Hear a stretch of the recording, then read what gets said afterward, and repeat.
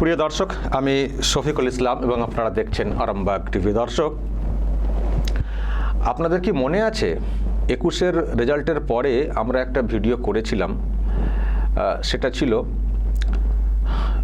যাকে আমি খুব ফলো করি এবং আমার যখন খুবই দুঃসময় গেছে, যিনি পাশে ছিলেন, এতটাই পাশে ছিলেন যে আমি কিন্তু জেল থেকেও ফিল করতাম। জেলের যারা রক্ষী, যারা দায়িত্বে থাকেন, তারা এসে বলতেন যে তোমার নিয়ে আজকে কিন্তু উনি অনেক কথা বলেছেন, দারুণ বলছেন।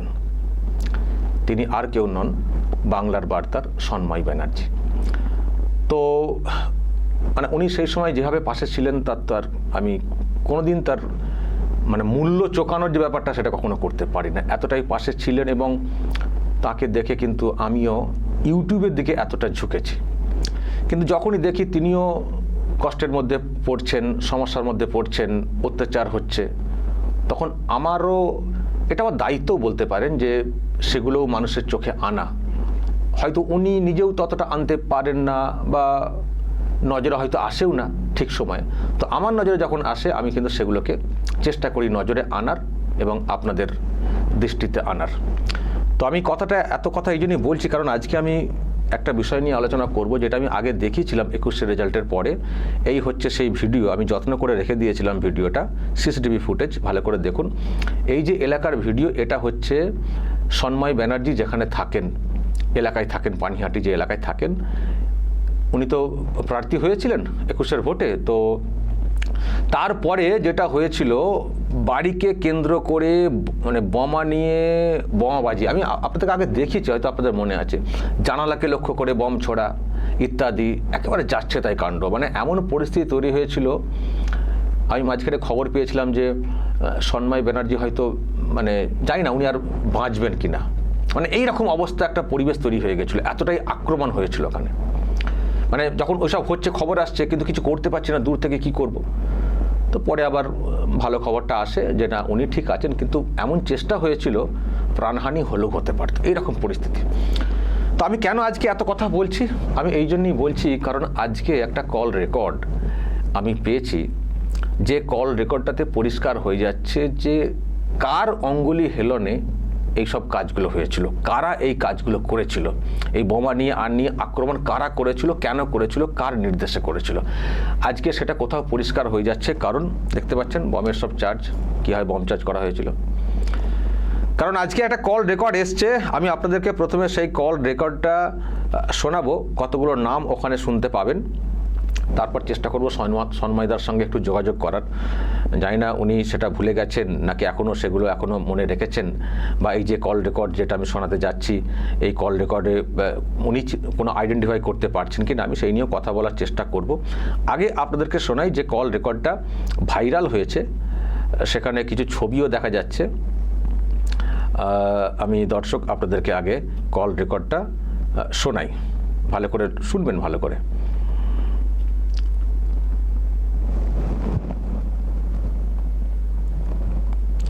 ওয়েট দর্শক, ওয়েট, আমি কল রেকর্ডটা আপনাদেরকে প্রথম থেকে শোনাবো। তোমাদের সব ভেঙে যাচ্ছে, এটাই বললাম একটু চিন্তা করো। আমার দ্বারা যদি ভুল হয় আমি তোমায় ক্ষমা চাচ্ছি। সকালে বলবো, সকালেও যাবো, আমি কোনো ব্যাপার নেই। আমার যেখানে বলো, যখন বলো আমি যাবো। কিন্তু ছোটকা যে আমায় মারার জন্য টাকা দিচ্ছে, এইটা তো অনেক বড় ভুল, বলো না? আমি আর কি করছি তুমি বলতে পারো যে আমি কারো ক্ষতি করছি? আজ আমি ল্যাংড়া পায়ে পুচিদার কথায় বোম মারতে গেছি, তোমরা জানতো না কেউ। সন্মানে ছাড়বি না, সন্ময় এসে এই বলছে, কার কথায় গেছি? পুচিদার কথায়। আমি জানতে পারতাম, তুমি জানতো তখন? জানতো না তখন? সব জানতাম। যাই হোক, তখন তো আলোচনা তোমার সামনাসামনি হয়তো আলোচনা হয় নাই, পরে হয়তো জানতে। তাহলে আমি কি কই বলতে পারবা যে পরীর জন্য এখানে কেউ পরী একটা ছেলের নাম বলছে, আমার পাড়ার ছেলে ফাঁসছে, মায়ের কাছে আমি জ্বালা শুনছি, আমি কই আমার 1 টাকা কেউ দিছে? না, তুমি একবার জিজ্ঞেস করে নাও যে পরীকে কেউ 2 টাকা হেল্প করছে, জেলে গেছে, এই করছি, কেউ করে না। একটুখানি নিজের বিবেক দিয়ে চিন্তা করবা যে ছেলেটা কি করছে।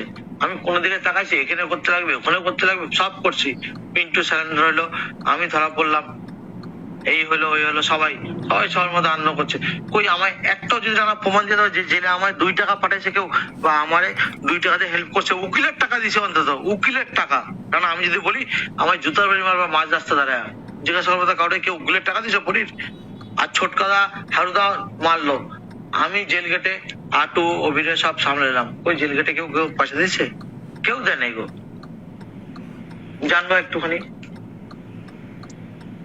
আর ছোটকাদা লোকের সাথে কন্ট্যাক্ট করছে, পরিরে মারতে লাগবে, 1.5 লাখ আমি দিচ্ছি। আমি তো থানায় ছিলাম, ছোটকাদা রায়েশ বাবুরে ফোন করছে, এই হবে ওই হবে, আমি টাকা দিচ্ছি। ওই তো কুর্তিদার পাশে ফ্ল্যাট করছে, কুর্তিদারা বলছে 5,000 করে মাসে দেবে, ওই দিচ্ছে। ওই পোস্তওয়ালার পাশে ফ্ল্যাট করছে। আমি কি বলবো রানা, দেখো বলতে গেলে অনেক কথা আছে, কিন্তু জিনিসটা যা যা হচ্ছে না, ভুল হচ্ছে অনেক। কাক কাকের মাংস খাবে, আর কিছুই না। এই জায়গায় যেই জায়গায় যাচ্ছে, কাক কাকের মাংস খাবে। এইবার আমি তোমায় বুতাম নিয়ে বসে, তুমি বুতাম খেয়েছি, আমি কি করে বলো?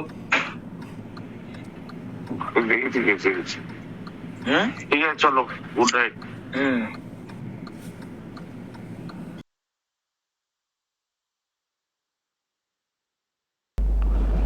দর্শক শুনলেন, একটা ছবি দেখতে পাওয়া যাচ্ছে, জোড়া ছবি। আর কি কথা ওখানে উঠে এলো? ল্যাংড়া পা নিয়ে গিয়েছিলাম, ফুচিদার কথাতে গিয়েছিলাম, ফুচিদার কথাতে সন্মাইদার ওখানে, মানে বম মারতে, ফুচিদার কথাতে। তো এখন নিশ্চয়ই এবার প্রশ্ন জাগবে, কে এই ফুচিদা? সন্মাইদার নাম তো শুনলাম, তো কে এই ফুচিদা? জানি না সন্মাইদা ফুচিদাকে চেনেন কিনা, সেটাও নিশ্চয়ই আমাদের মনে একটা কৌতূহল আছে, প্রশ্ন আছে। এবং যে ছবি দেখতে পাওয়া যাচ্ছে সেটাই বা কার ছবি? আমি একটু দেখি, কথা বলে সন্মাইদা চিনতে পারেন কিনা, একটু ওয়েট। আমি সন্মাইদাকে একটু অনলাইনে নেওয়ার চেষ্টা করছি, দাঁড়ান, ওয়েট। হ্যাঁ, পেয়েছি। সন্মাইদা কেমন আছেন? আছি, বেঁচে আছি এইটুকু বলতে। আচ্ছা শর্মাদা, আমি একটা ছবি, মানে কল রেকর্ড পেয়েছি, তাদের ছবি লাগানো আছে, আমি আপনাকে একবার দেখাচ্ছি, দাঁড়ান। ছবিটা আমি কল রেকর্ডটা শোনাচ্ছিলাম আমার দর্শকদেরকে। এই যে ছবি, আর দুটো ছবি দেখতে পাচ্ছি, একজন কালো জামা পরে প্যান্টে হাত দিয়ে রয়েছেন। তো এবং এখানে মানে আমি কতগুলো কথা শুনলাম আর কি, একটা কল রেকর্ড এসছে, আমি জানি না আপনি আগেই পেয়েছেন কি না। আমি বলতে পারেন আপনাকে চমক দেওয়ার জন্যও আমি হঠাৎ করে হাজির করছি আপনাকে অনলাইনে নিয়ে। তো এই যে ছবিটা দেখালাম, একে কি আপনি চেনেন? এ কি আপনার এলাকার? তুমি এটা পেলে কিভাবে? আমি পেয়েছি, সে আমি পরে আলাদা করে বলবো, আমি অনলাইনে বলবো না। আমাকে সকালে 2-3 জন পাঠিয়েছেন, আমি আপনি দেখেছেন? আচ্ছা, ওকে। আচ্ছা, কি বলবো শফিকুল, কিছু বলার নেই, কিচ্ছু বলার নেই। বিশ্বাস করো, এই অডিওটা আমাকে 2-3 জন আমার ওয়েল উইশার তারা পাঠিয়ে বলছেন এই অডিওটা শুনুন। অডিওটাতে আপনাকে সেই সময় 2021 সালে মারার জন্য কে বা কারা পাঠিয়েছিল, যিনি মারতে গিয়েছিলেন তিনি কনফেস করেছেন যে কে তাকে পাঠিয়েছিল। আমি শুনলাম এই পর্যন্ত, আর কি বলবো, আমার কিছু বলার নেই। আসলে রাজনীতি থেকে আমি গত 1.5 বছর অনেকটাই দূরে চলে গেছি, ফলত স্বাভাবিকভাবেই এইসব ঘটনাগুলো মনকে নাড়া দেয়, কিন্তু দিনের শেষে ভুলে থাকার চেষ্টা করি। আপনি যখন শুনেছেন বলছেন সকালে, তাহলে নিশ্চয়ই আপনি ব্যাপারটা একটু জেনেও গেছেন। এই যে যাকে ছবিতে দেখা যাচ্ছে, কি এর নাম কি, যার ছবিতে দেখা যাচ্ছে যাকে? আমি যতদূর চিনলাম বলতে আমাকে যারা পাঠিয়েছেন তারা চেনালেন, আমি ব্যক্তিগতভাবে এদের সঙ্গে কোনোদিনই পরিচিত নই, দূর থেকে দেখে থাকলেও চিনতে পারবো না। একজনের নাম পরিতোষ, আরেকজনের নাম সম্ভবত রানা। ওই সামনে যে তাকিয়ে, মানে কালো জামা, পরিতোষ? আমি সামনে যে সম্ভবত রানা। আচ্ছা, পরিতোষ বললে তো, যেটা আমরা পরিতোষ, বুবাই মল্লিক, এ তো, এবং কদিন আগে একটা ভিডিও হলো পানিহাটিতে, ভাঙচুর হলো বুবাই মল্লিকের, এরা তো ওখানকার যিনি এমএলএ সম্ভবত কি নির্মল ঘোষ কি আপনাদের ওখানে এমএলএ? নির্মল ঘোষের একই সঙ্গে। ও তাহলে ফুচি কি নির্মল ঘোষের ছেলে? ওই ফুচি ফুচি নির্মল ঘোষের ছেলে, কিন্তু এই ফুচি সেই ফুচি কিনা জানি না, ও কিন্তু নির্মল ঘোষের ছেলে। আচ্ছা, মানে পানিহাটিতে ফুচি বললে সকলেই নির্মল ঘোষের ছেলে। এটা তো একসঙ্গে, হ্যাঁ একসঙ্গে, এটা তো একসঙ্গেই থাকতেন আমরা জানি, যদিও মাঝখানটায় ওই ভাঙচুর হলো পানিহাটিতে, যে ভিডিওটা আমরা দেখলাম কদিন আগে, তারপরে কি এইসব সত্য কি মানে সামনে চলে আসছে নাকি, কল রেকর্ড করে সামনে আসছে নাকি? শফিকুল দেখো, আমি বলি 2021-এ বুবাই মল্লিক, পরিতোষ এরা ছিলেন নির্মল বাবুর আচ্ছা, অপারেটর, হ্যাঁ জানি তো। নির্মল বাবুর ছেলের অপারেটর। আমি যখন বিভিন্ন বুথে যাচ্ছি তখন এই বুবাই মল্লিকরা আমাকে ঘিরে ধরে তথাকথিত বিক্ষোভ করেছিলেন। তারপর তো যেদিন নির্বাচন হলো তার ঠিক দ্বিতীয় দিনের মাথায় রাত্রিবেলা আমার বাড়ি আক্রমণ হলো, এবং সেই বাড়ি আক্রমণের মূল হোতা ছিলেন যারা, ভিডিওটা তুমিও দেখিয়েছো, আমি জানি না তোমার কাছে আছে কিনা, সেই ভিডিওটাতে দেখা গেছে যে পরিতোষ এন্ড টিম তারা আমার বাড়িতে অন্তত সব মিলিয়ে 5-7টা বোম পরপর চার্জ করলো এবং শেষকালে ফায়ার করলো। এবং ঘটনা হচ্ছে শফিকুল, সেই দিন রাত্রেই আমি মারা যেতে পারতাম। সেই রাত্রে, that was the last night for my life. তার কারণ ঠিক তার মিনিট 5 আগে আমি বাড়ি থেকে বেরোই, এবং বাড়ি থেকে বেরোই বলতে আরেকটা জায়গায় আক্রান্ত হয়েছে খবর পেয়ে আমি, আমার বাড়িতে গাড়ি ড্রাইভার তখন ছিল না, তারা গাড়িতে করে আমাকে নিয়ে যান স্পটে নিয়ে। আমি যখন খড়দা থানায় ঢুকি তখন বাড়ি থেকে খবর পাই যে আমার বাড়িতে বম্বিং হচ্ছে। এবং ঘটনাচক্রে সেই সময় আমি বাড়িতে থাকলে যে ঘরটায় বম্বিং গুলো হলো, একটা পেছনে কিচেন রুম আর সামনে আমার পড়ার ঘর, আমি পড়ার ঘরে চেয়ার টেবিলে বসে অনেক রাত পর্যন্ত পড়াশোনা করি।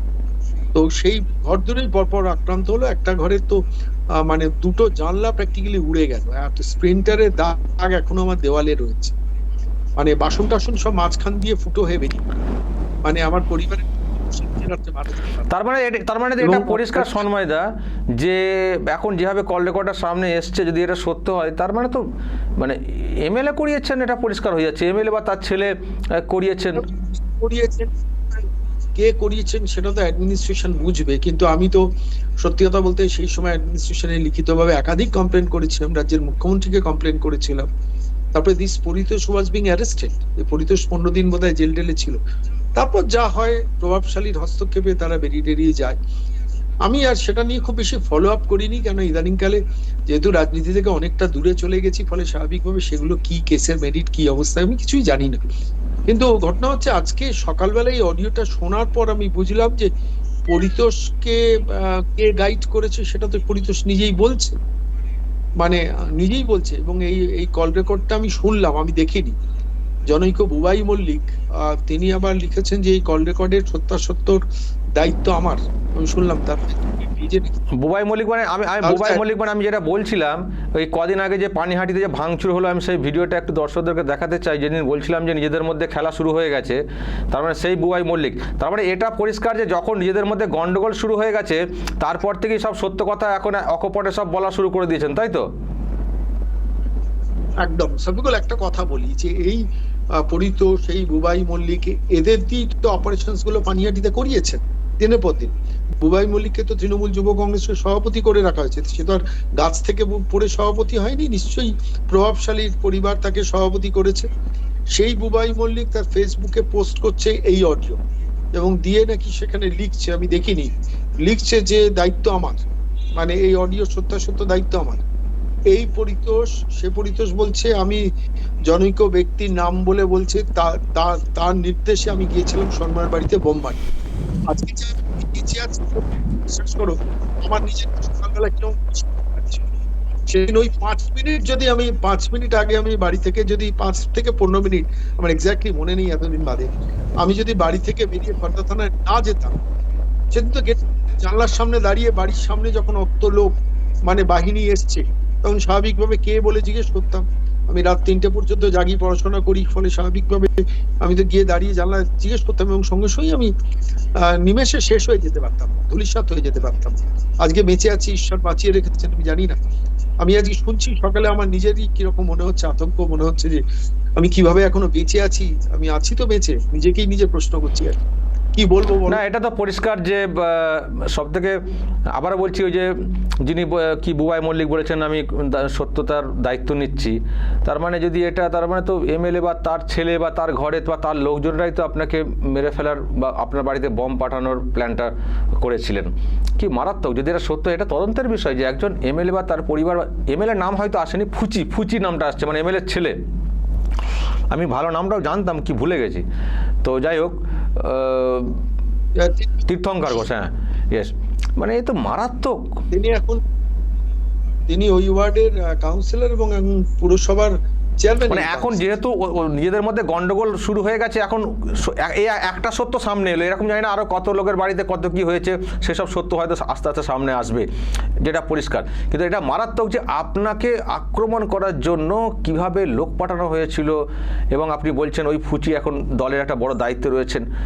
কি কোথায় রয়েছে সন্ময়দা, কি হবে, মানে এখনো কি ঠিকঠাক? আমি জানি না রাজনীতির ক্রিমিনালাইজেশন বহুদিন হয়েছে, কিন্তু এই স্তরে নামবে? আমি তো বলছি এই পরিতোষ যিনি অ্যারেস্টেড হয়েছিলেন সেই সময়, তারপর কে তাকে ছাড়িয়ে এনেছিল, এটাও একটা তদন্তের বিষয়। এবার পরিতোষকে ডেকে পুলিশ অ্যাডমিনিস্ট্রেশন জিজ্ঞেস করুক যে কে নির্দেশ দিয়েছিল। তিনি যেটা বলছেন যে ফুচি বলে কেউ একজন, ফুচি কে, কোন ফুচি? আমাদের প্রশ্ন যে এমএলএ ছেলে ফুচি কিনা, এটা আমরা এখন নিশ্চিত করে হয়তো বলতে পারছি না। যেহেতু বুবাই মল্লিক বলছেন আমি দায়িত্ব নেব সত্যতার ব্যাপারটা, তাহলে অবশ্যই যেটা করা যেতেই পারে। কুমার আছে, তার অ্যাডমিনিস্ট্রেশন এবার ডেকে পরিতোষকে ইন্টারোগেট করুক যে কে ফুচি, কে তাকে নির্দেশ দিয়েছিল সন্ময়ের বাড়িতে বম্বিং করতে, এবং সেই বোম এবং সেইগুলি আমার প্রাণঘাতক হয়ে যেতে পারতো। ঈশ্বরের অপার দয়াতে আমি বেঁচে আছি এখনো পর্যন্ত। আমি নিজেই কিরকম একটা অবিশ্বাস্য লাগছে পুরো ব্যাপারটা। তুমি অডিওটা কিভাবে পেলে আমি জানি না, কিন্তু থ্যাংক ইউ। এবং এই ফুচিকে আইডেন্টিফাই করে, ফুচি যেহেতু মাস্টার মাইন্ড, তো ফুচির বিরুদ্ধে অ্যাকশন হওয়া উচিত। কারণ আপনার লাইফ থ্রেট ছিল, যেভাবে হয়েছিল আপনার প্রাণহানি ঘটতে পারতো। আমি তো যখন চলছে আপনার ওখানে ওই রকম, আমি অন্য সূত্রে একটা খবর পেয়েছিলাম, আর আপনার সঙ্গে যোগাযোগ করে উঠতে পারছিলাম না যে কি হলো, পরে আবার যোগাযোগ করতে পারলাম। তো যখন এইরকম একটা চেষ্টা হয়েছিল অ্যাটেম্প্ট টু মার্ডার, তো ব্যবস্থা নেওয়া উচিত। আমি জানি না এই পুলিশ করবে কিনা। শফিকুল, সেদিনকে যেভাবে বম্বিং গুলি চার্জ হয়েছে, তোমার কাছে যদি ভিডিওটা থাকে তুমি দেখো, তাহলে দেখলে বুঝতে পারবে যে একদম নিমেষে উড়ে যেতাম। কারণ আমার দুটো জানলা মানে কুচি হয়ে গেছে, বুঝতে পারছো? মানে জানলা দুটো আমার এখনো একটা বস্তার মধ্যে পোড়া আছে, লোহার গ্রিল বেঁকে দুমড়ে গেছে। পুরো জানলা দুটো আমাকে বন্ধ করে পুরো কনস্ট্রাকশন করতে হয়েছে ওখানটা। আমি মানে আমি যে কি হতে পারতাম, আমি সেটা ভাবি যে কেউ বাড়িতে এলে স্বাভাবিকভাবে, আমি দোতলায় থাকি, এবার নিচ থেকে কেউ হয়তো এলো, কেউ ডাকলো বা হলো, প্রথম যে অভ্যেসটা আমাদের সেটা হচ্ছে জানলার কাছে গিয়ে জিজ্ঞেস করা কে এসছেন। ফলে তো সেখানেই তো শেষ হয়ে যেতে পারতাম। বম্বিং যেভাবে হয়েছিল, যেভাবে গুলি বর্ষণ হয়েছিল, যাওয়ার সময় গুলি পর্যন্ত করে এসছে তারা। আপনি কি তদন্তের দাবি জানাচ্ছেন? কি বলবো, আমি যেহেতু শফিকুল আমি রাজনীতি থেকে অনেকটা দূরে না, আর আমি এসব আর আমার কি বলবো, আমার নিজের কাছে এগুলোর কোনো রিপারকেশন হয় না, কিন্তু আজকে সকাল থেকে আমাকে ভাবাচ্ছে যে সত্যি এটা হয়েছিল। মানে আমি জানি না, পরিতোষকে সামনে দেখলে হয়তো আমি এই প্রশ্নটাই করতাম, আমি কোনোদিন তার কাছে যাবো না, জিজ্ঞেসও করবো না। কিন্তু তদন্ত তো হওয়া উচিত, অ্যাডমিনিস্ট্রেশনের করা উচিত, করবে কিনা জানি না। আমি এটা নিয়ে তদারকি আলাদা করে কিছু করবো না, কারণ আমার মনে হয়েছে ভাবা যায় যদি ফুচি সত্যি ওই ফুচি হয়ে থাকেন, পরিতোষে এই নির্মল ঘোষের ছেলে হয়ে থাকেন, যে এমএলএ এর বাড়ি থেকে প্ল্যান হচ্ছে একটা মানুষকে বম মারার। আর সেই ফুচি মানে পরিতোষই বলতে পারবে কোন ফুচি তাকে নির্দেশ দিবে একেবারে। আমি আমার মুখে বলা সম্ভব না, কিন্তু আমাকে যারা পাঠিয়েছেন আমি দেখছিলাম আর ভিডিওটা কথা মনে করছিলাম, সেই সময়ের ঘটনার কথা মনে পড়ছিলাম। আমি শিউরে আজকে সকালে আমি শিউরে উঠছিলাম যে কি দিন অতিক্রম করে এসেছি। যাই হোক, ঠিক আছে, ভালো থাকবেন সন্ময়দা, আমাদের দাদা। আপনি কাজ করে যান, আপনি এই বয়সে যে কাজ করছেন, মানুষের কাছে যে বার্তা তুলে ধরছেন, আমিও খুব ফলো করি। ভালো থাকবেন, আমরা একে অপরের পাশে আছি। তুমিও যথেষ্ট ভালো কাজ করছো, কিন্তু আমি একটু চমকে গেলাম যে আজকে তুমি এই বিষয়টা নিয়ে এলে, যে বিষয়টা নিয়ে আমি বলানোর চেষ্টা করছি, তুমি প্রশ্ন হলে উত্তর দিতাম না, তুমি বলেই আমি ফোনটা ধরলাম। না, এটা এটা এটা এটা Thank এটা you তো so জানা much. দরকার, মানুষকে জানানো দরকার যে কোত্থেকে কি প্ল্যান হচ্ছে, কি নিকৃষ্ট মনের যে আপনার মতো মানুষকে মারার জন্য প্ল্যান হয়েছিল, এমন একটা পরিবার যে নামগুলো উঠে আসছে, যদি সেটা যদি সত্যি হয়ে থাকে এ তো মারাত্মক। তাহলে সাধারণ মানুষের নিরাপত্তা কোথায়? যাই হোক, ভালো থাকবেন সন্ময়দা, পরে আবার যোগাযোগ হবে। ওকে ওকে ওকে। Thank you. দর্শক শুনলেন, বিস্তারিত তো বললাম, এবার বলুন কি অবস্থা। সন্ময় ব্যানার্জিকে মারার জন্য এইরকম প্ল্যান হয়েছিল, বম মারা। এবং আবার বলছি, যদি এই কল রেকর্ড সত্য হয়ে থাকে, যদি এই ফুচি ওই ফুচি হয়ে থাকেন, তাহলে ভাবুন কি অবস্থা। দর্শক বলবেন যা বলার কমেন্ট বক্সে, নজর রাখবেন আরামবাগ টিভিতে।